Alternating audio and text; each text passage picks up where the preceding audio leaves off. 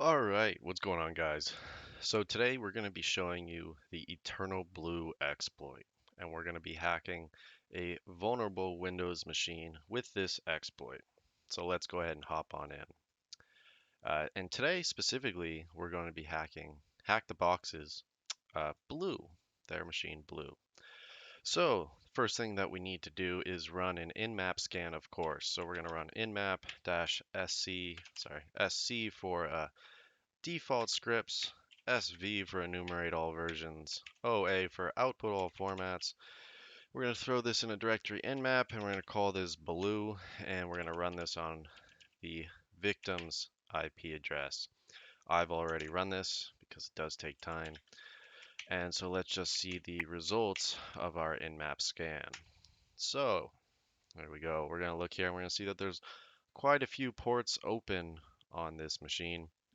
However, today, the one that we're concerned with is simply port 445.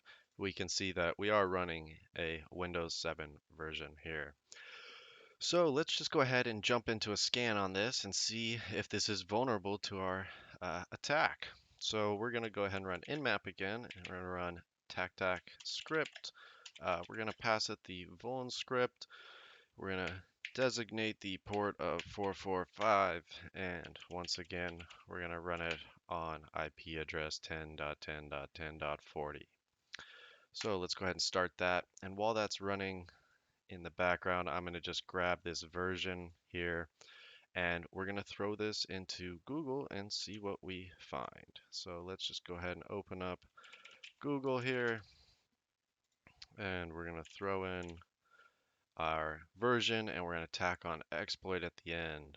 And we actually see here that we come up with HTTP's blue box, a walkthrough here, but that's not what we're concerned about. We're going to go to exploit DB and check out the result here. So we can see that we get a script for EternalBlue's SMB remote code execution labeled as the MS17010. And so we can look through the script if we like, and you can actually use this to obtain the same results that we will obtain today using a Metasploit, but this is more of a manual approach, and today we're keeping it simple. So let's hop back on over to our nmap scan and see that it is completed here. So if we check out the results here, we can see that we were scanning for different SMB versions and their vulnerabilities, and we do see here that we have MS17010 is vulnerable, and it has a risk factor of high, which is great for us. So typically what I'll do to start Metasploit then is go ahead and run msfdb run, but I've already done this today and started up the database, so it's a little bit faster. So all I'm going to do is msf console instead and let that start up. So once this is started, there are a few commands in Metasploit that we will almost always use, those being search, set, show options, use, and run. It's pretty simple. So the first thing we're going to do is go ahead and say search, and we do need to get that version number here.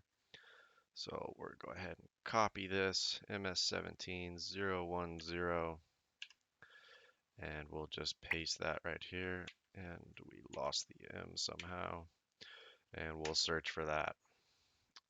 And there you go. So we have a few results here. So we can see this first one here is going for the Eternal Romance Synergy Champion. These are offshoots of the EternalBlue. And we see right here our actual EternalBlue exploit, and this is the one that we want. So all you got to do is copy the name right here. Let's go ahead and copy this, and we'll say use, and we're going to use that exploit, and we'll hit enter. And now you can see our console has changed here a little bit. We are using the exploit that we designated here. And the first thing we're going to do is run show options. So we'll do so, and we will see here the list of our variables that need to be set or not. And we can identify that through the required column here. And so we see our host does need to be set, and we have not set it so far. So let's go ahead and do that and go ahead and say set our hosts, and our victim IP address is that 10.10.10.40. So we will set that, and we can run show options once again and see that our host is now set.